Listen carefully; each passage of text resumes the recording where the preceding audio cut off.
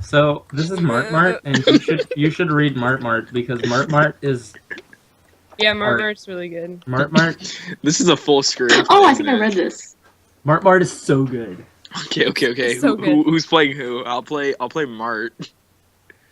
I'll Yeah, be I mean, Gregory. I can't really. I'll I be. really want to do this, but I literally like have to go in a few minutes. No. I can be the sad. I can be all the sad children because I'm like a lot of sad children. Okay.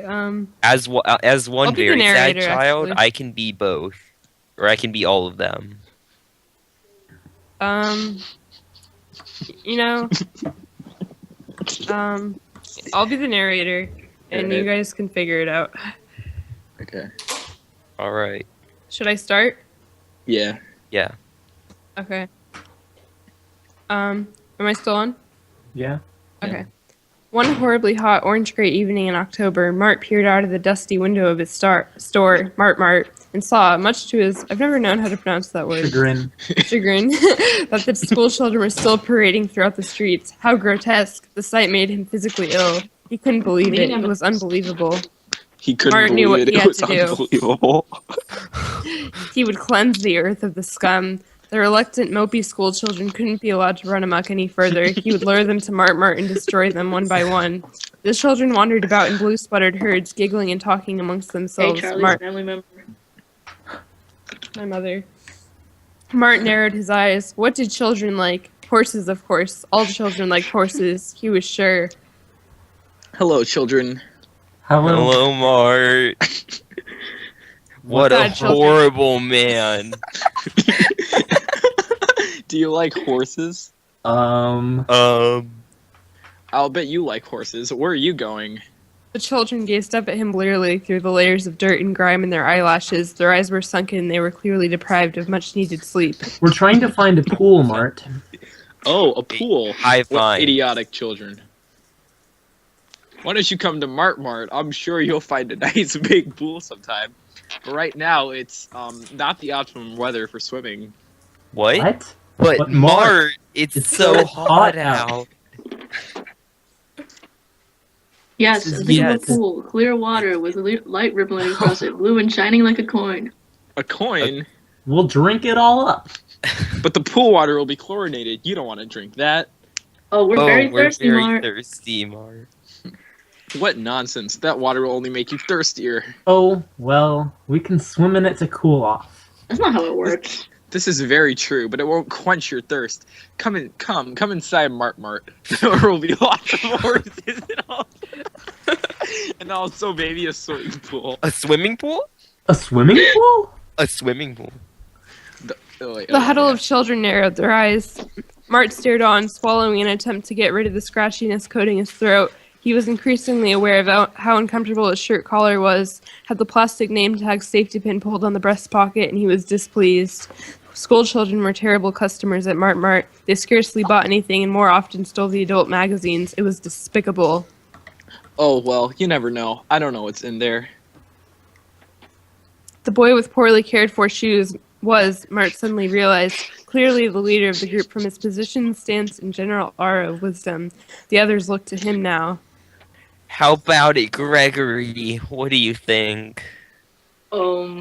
Gregory, Mart thought.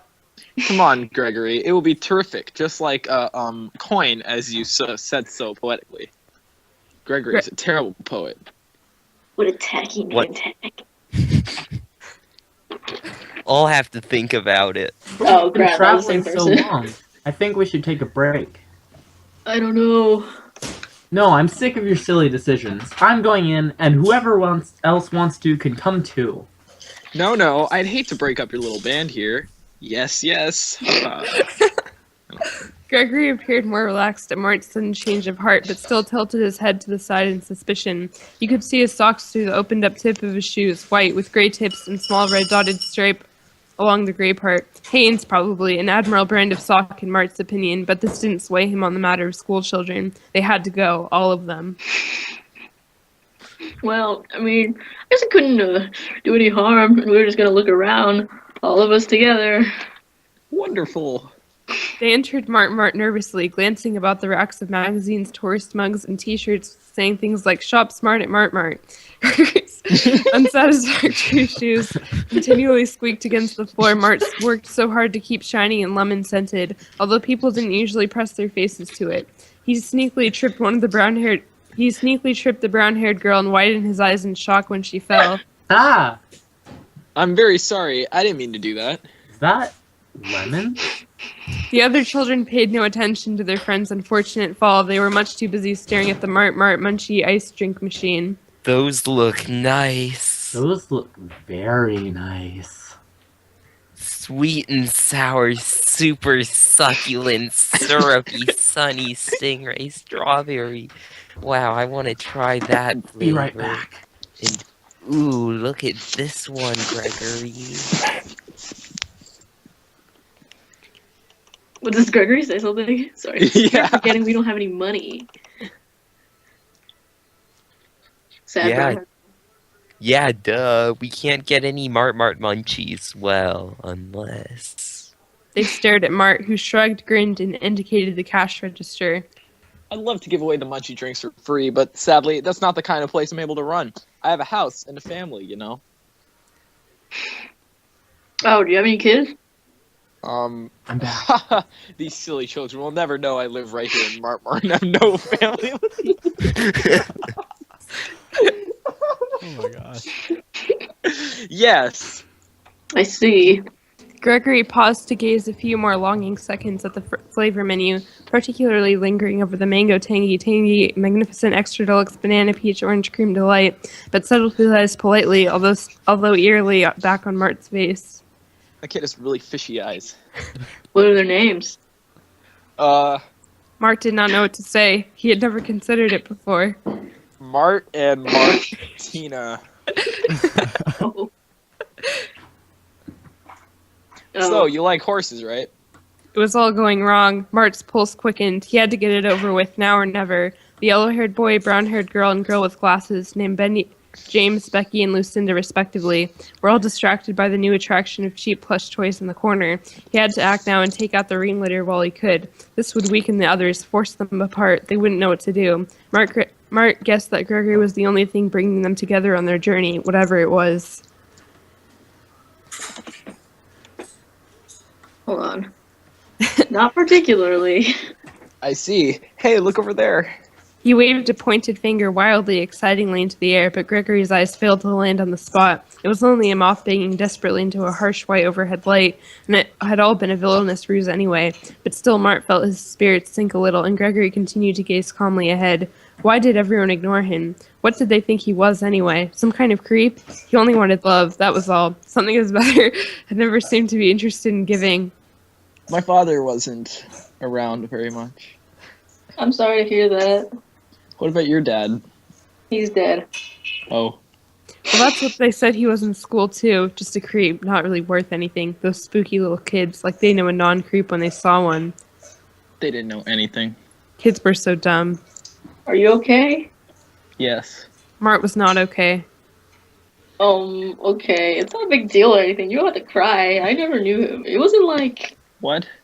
It just bothered him, that was all, that Gregory didn't follow his clever little trick, like he didn't trust him enough for some reason. Or worse, he had the certainty, just within minutes of speaking to Mart, that whatever it was Mart felt deserved attention clearly didn't warrant anyway. He thought Mart's judgment was worthless. Who was this kid to decide that? This kid's tastes in socks was what it was. But he couldn't afford replacement sneakers, that was for sure. His friends didn't even notice how vulnerable he was in such close proximity to a stranger by the drink fountain, while they babbled idiotically over a mountain of poor quality stuffed animals. Stupid, stupid, stupid. It was all stupid. He'd wipe away his tears and get down to what had to be done. Well, Gregory, it's been very nice to have you kids at Mart Mart. It's a shame to be away from my own kids and their laughter and bright, chipper expressions. Mart found he was grinding his teeth together very hard as he spoke. Gregory looked puzzled, though arranged his features to appear blank and polite nonetheless. Oh, well, it was very nice to come in. I don't see any horses, though. Silly me. I must have forgotten to bring them today. For Mart was grinning very, very fiercely.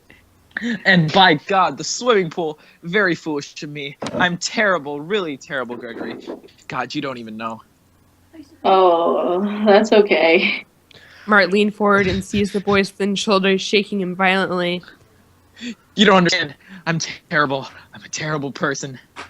His breath came in gasping sobs, and he began to wheeze. I'm sure that isn't true. Please let go of me. Hey, Mart? Gregory? Huh?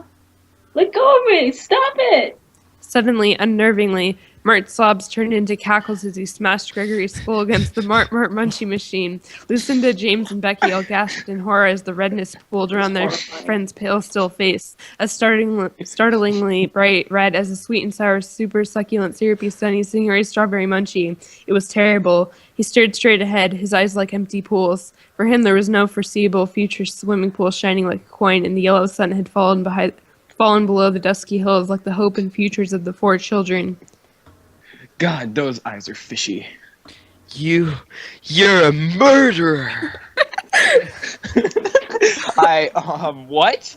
I'm not gonna tolerate name calling from unpleasant children who breathe through their mouths, you know. What?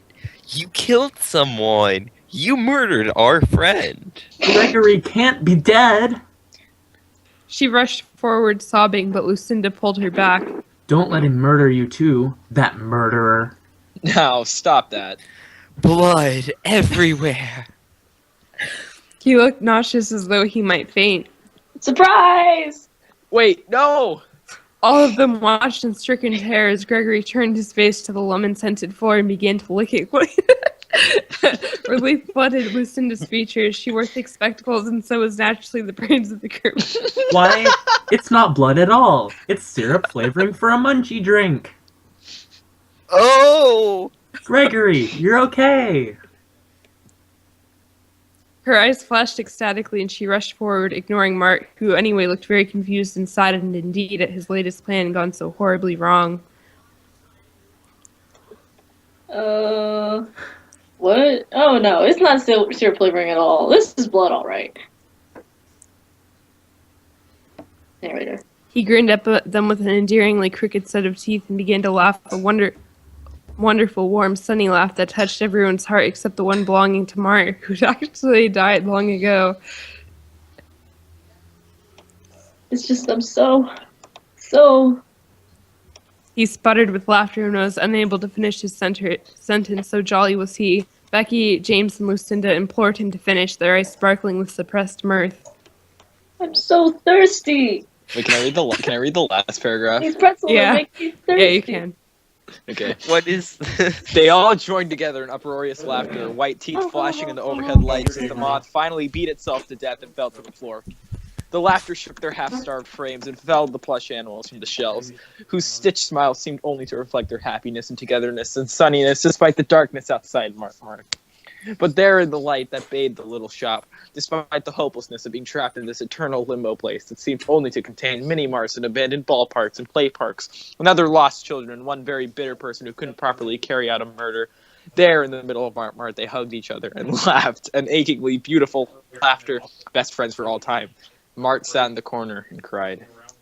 That was wonderful. That was amazing. That was the greatest thing I've ever read in my entire life, honestly. I've got to go now, but